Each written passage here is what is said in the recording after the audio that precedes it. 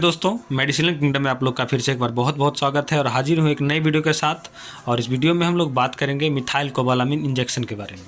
Methyl cobalamin injection बहुत सारे injection में मिला हुआ होता है।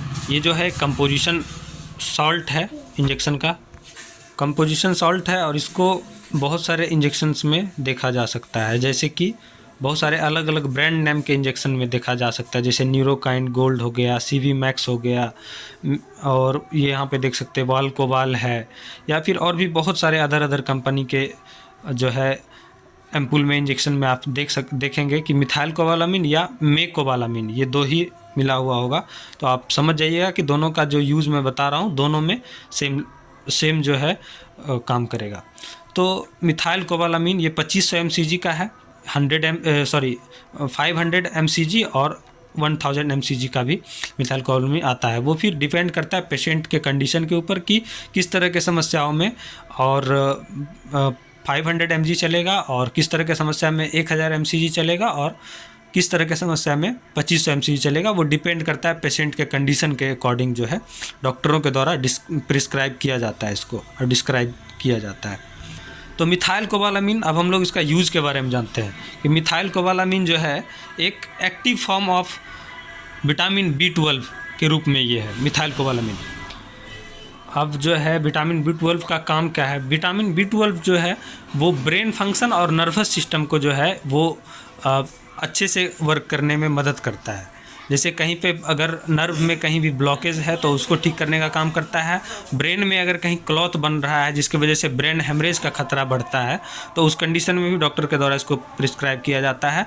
बाकी लो ब्लड प्रेशर और हाई ब्लड प्रेशर में भी इसको प्रिस्क्राइब किया जाता है। जिस मरीज़ का ब्लड प्रेशर लो है उसको भी दिया जा सकता है और जिसका ब्लड प्रेशर हाई है उसको भी दिया जा सकता है। इसका काम है कि जो नर्वस सिस्टम है और ब्रेन के फंक्शन को दोनों को जो है ना रेगुलेट करने का काम करता है, मतलब प्रॉपर वर्क करने में हेल्प करता है। तो ब्लड प्रेशर बढ़ने का कारण होता है वैन में ब्लॉकेज या फिर अचानक से धड़कन का तेज़ हो जाना, बॉडी में गर्मी आ जाना, इस तरह की समस्या जो होता है उसमें ब्लड प्रेशर हाई होने का।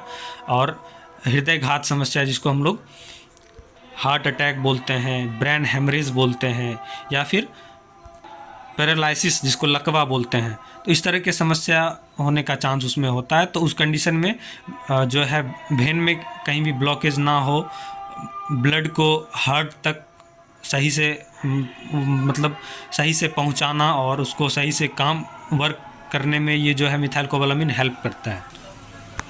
और इसको आयरन डिफिशियंसी एनीमिया में भी दिया जा सकता है या फिर जनरल वीकनेस में भी इसको दिया जा सकता है। तो समस्या के अकॉर्डिंग जनरल वीकनेस मतलब सामान्य कमजोरी आना, चक्कर आना, इस तरह के समस्या में ब्लड प्रेशर का लो हो जाना, बीपी कम हो जाना, तो उस कंडीशन में भी इसको दिया जा सकता है। और ये जो मिथाइल कोबालामिन है ये जो है ना बॉडी में ब्लड प्रेशर को कंट्रोल करने का बहुत अच्छा काम करता है। मतलब अगर ज़्यादा है तो उसको नॉर्मल कर देगा और कम है तो भी उसको नॉर्मल पे ला देगा, मतलब जितना बॉडी का नॉर्मल ब्लड प्रेशर होना चाहिए उतना पे ला देगा। तो इसलिए ये जो है मिथाइल कोबालामिन इंजेक्शन दोनों ही कंडीशन में यूज़ किया जा सकता है।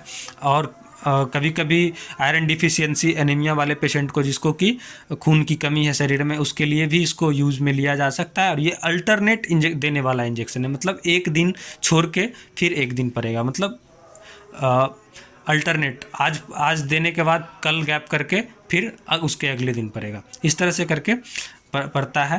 तो ये जो है IM और IV मतलब इंट्रामस्कुलर और इंट्रावेनस दोनों दिया जा सकता है, लेकिन इंट्रामस्कुलर ज़्यादा सेफ है। इंट्रावेनस में काफ़ी सारे पेशेंट में दिक्कत देखा गया, साइड इफ़ेक्ट्स देखा गया, जैसे पेट में दर्द हो जाना, एसिडिटी बन जाना, अचानक से आँख के आगे अंधेरा छा जाना, इस तरह का साइड इफ़ेक्ट देखा जाता है इसमें। तो देख सकते हैं ये इस तरह का कुछ दिखता है। इसके अंदर डिस्पो है, सिरिंज है और ये एम्पुल है।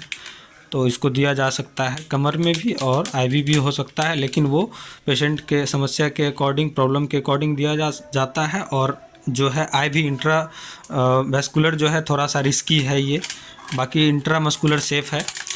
डॉक्टर के द्वारा ज़्यादातर इंट्रामस्कुलर ही दिया जाता है, ज़्यादातर इंट्रामस्कुलर ही दिया जाता है इसको डॉक्टरों के द्वारा। और भी इसको बहुत सारे समस्या में दिया जा सकता है, जैसे कि किसी को अर्थराइटिस का समस्या है, गठिया जिसको हम लोग बोलते हैं, किसी का पैर जाम हो जाता है, कमर में दर्द रहता है, कलाई में दर्द रहता है, गर्दन में दर्द है, सर्वाइकल का पेन है, माइग्रेन का समस्या है, तो इस तरह के समस्या में जो है ये इंजेक्शन को दिया जा सकता है। ये सारी समस्याओं में हेल्पफुल है।